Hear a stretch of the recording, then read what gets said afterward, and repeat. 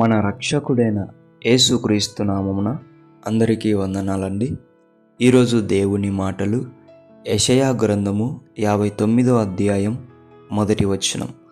రక్షింపనేరకయుండునట్లు యెహోవా హస్తము కురచకాలేదు. ప్రియ దేవుని బిడ్డలారా, మనం యేసయ్యను వెంబడిస్తున్నప్పుడు అనేక ప్రమాదాలు, అనేక సమస్యలు, అనేక కష్టాల గుండా మన జీవితం ముందరికి వెళ్తూ ఉంటుంది.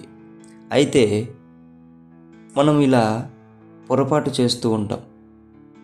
ఎందుకు దేవుడు నన్ను ఈ సమస్యల నుండి రక్షించలేదు?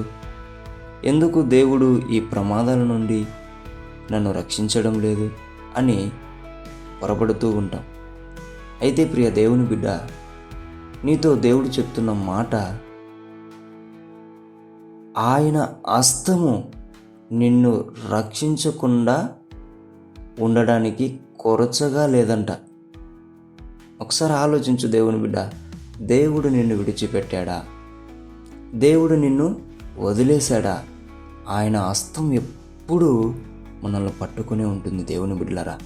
కాబట్టి ఈ కష్టాలున్నా, ఈ సమస్యలున్నా, ఈ ప్రమాదాలు జరుగుతున్నా మనము నిలబడగలుగుతున్నాం. ఆమెన్. కాబట్టి బాధపడకండి, దిగులు పడకండి, విశ్వాసంలో కొనసాగండి, నిరీక్షణను కొనసాగించండి. ఆయన హస్తమే మనల్ని రక్షిస్తుంది, ఆయన హస్తమే మనల్ని విడిపిస్తుంది. ఆమెన్. దేవుడి మాటలను దీవించునుగాక. ప్రార్థించుకుందాం. దేవానికి వందనాలు, స్తోత్రాలయ.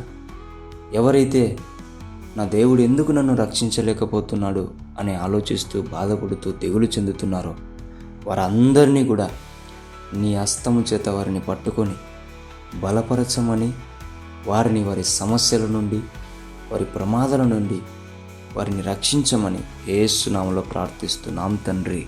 ఆమేన్.